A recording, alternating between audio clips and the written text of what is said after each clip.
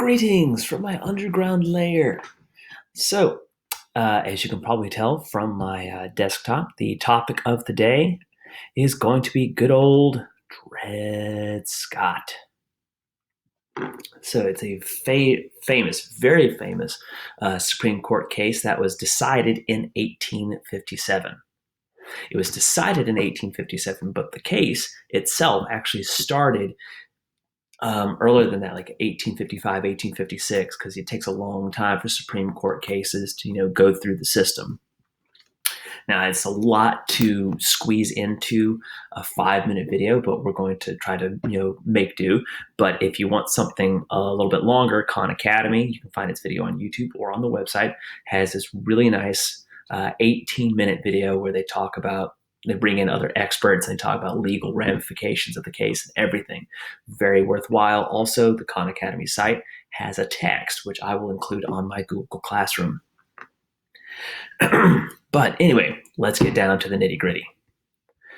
So, the Dred Scott case.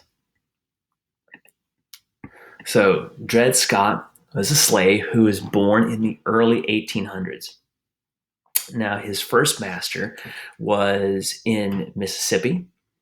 No, not Mississippi, sorry, Missouri, which, as we know, was entered into the Union as a slave state. And if you remember the Missouri Compromise, Missouri was counterbalanced by the state of Maine, which was admitted as a free state.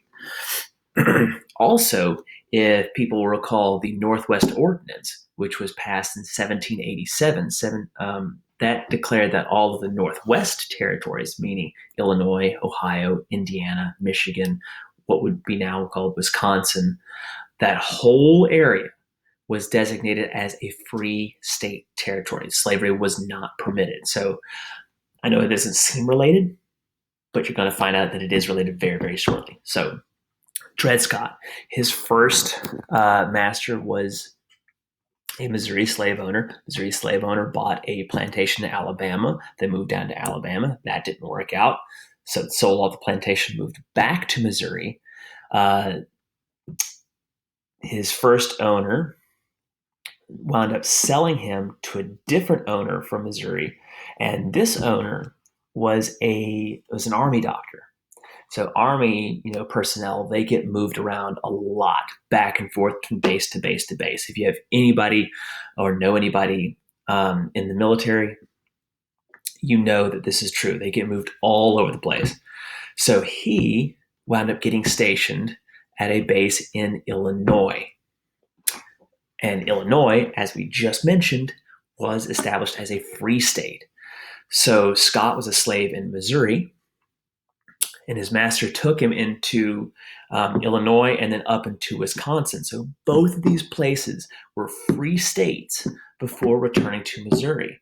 And there was a law at the time that basically stated if you were a slave and you set foot on free state territory, you became free. The problem with this is that a lot of slave owners didn't want to recognize this. So there were some slaves who wound up suing in federal court that they should be free. And I know that seems, outlandish, but this type of thing was actually fairly common. They were called freedom suits. So he sued in federal court. It went all the way to the Supreme Court. And the Supreme Court wound up making its decision in 1857. And along with its history of very debatable, I think is the most diplomatic way to put it, decisions, one of its most debatable decisions was they ruled that Dred Scott was not a citizen. He was property and therefore did not have legal right to sue. Let that sink in for a couple of seconds. He was property and therefore not a citizen, and finally did not have legal authority to sue the government.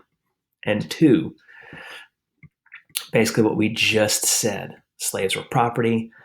The government could not exclude slavery from any territory. So essentially, with this one Supreme Court decision, they completely overruled the Missouri Compromise and any other previous slavery compromise. So we will come back to this decision again because this is a big deal.